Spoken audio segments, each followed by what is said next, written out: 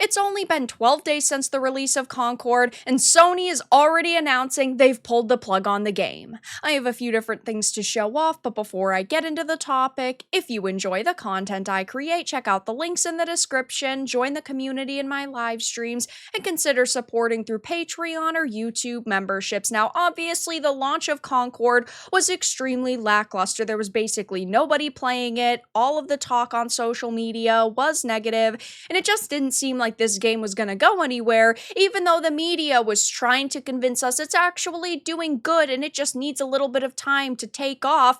But now Sony has admitted that this game isn't going to go anywhere except for in a pile of dead games, because they, only 12 days after release, are announcing that they are shutting it down, it's going offline. They released a pretty lengthy statement about the situation, talking about the journey. And they said, Concord fans, we've been listening closely to your feedback since the launch of Concord on the PlayStation 5 and PC, and want to thank everyone who has joined the journey aboard the North Star. Your support and passionate community has grown around the game, and that has meant the world to us. However, while many qualities of the experience resonated with players, we also recognize that other aspects of the game in our initial launch didn't land the way we intended. Therefore, at this time, we have decided to take the game offline beginning September 6th and explore options, including those that will reach our players.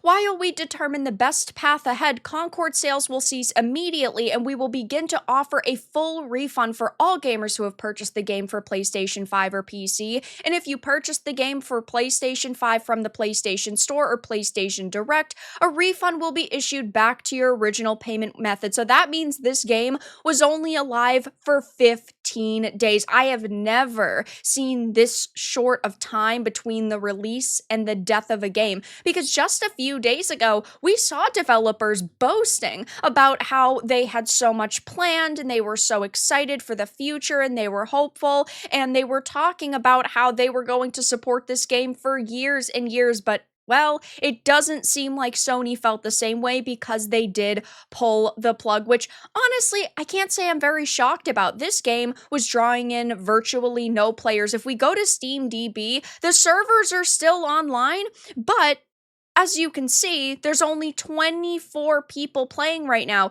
and you can no longer purchase it, but the servers, again, are still going to be online for a couple more days while people basically just say goodbye, and nobody's been interested in this game. I mean, the all-time concurrent on Steam was a measly 697, and while we do not know the PlayStation 5 numbers exactly, they were estimated to be abysmal. We just had gotten some reports from several analysts saying that the game had only sold about 25,000 copies in totality, which means they made about $1 million, and we know they spent upwards of $100 million developing this game, so this is going to also go down as one of the largest financial failures in video game history, and especially for Sony. Now, I had always said that if they put this game free to play, it would have drawn in more people, because obviously you're not investing money into an experience. Yes, you're investing your time, which is of course extremely important,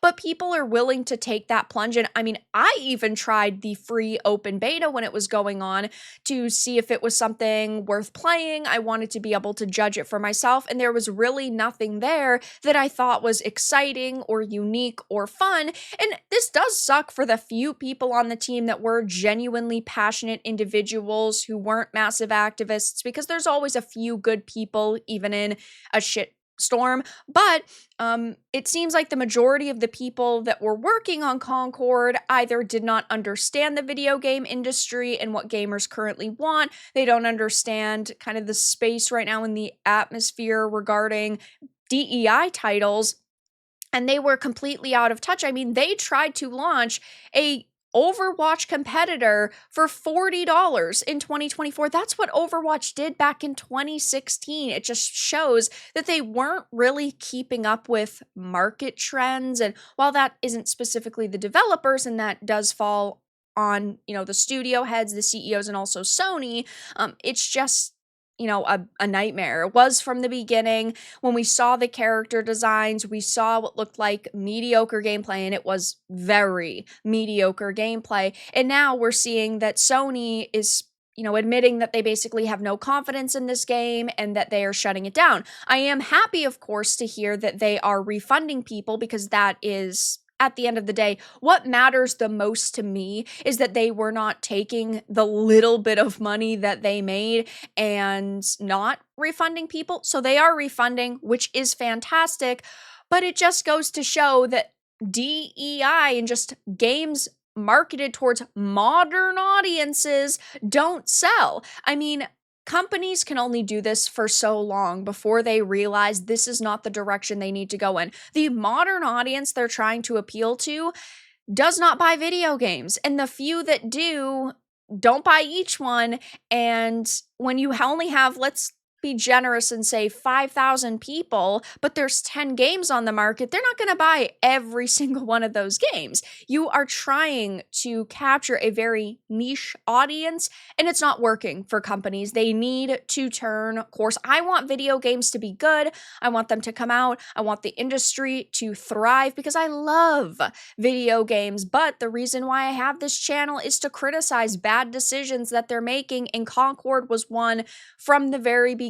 I mean, this game was in development for 6 freaking years, so you would think that they would have had a lot of content to offer, and they didn't. Now, granted, it does seem that they were withholding content, because if you look at the credits of the game, there is a giant PvE section for people who design gameplay and story elements for PvE, and that did not release at launch. They should have done that. That's something that people have heavily criticized Blizzard and Overwatch for, because it didn't have a PvE mode, even though they promised it for years.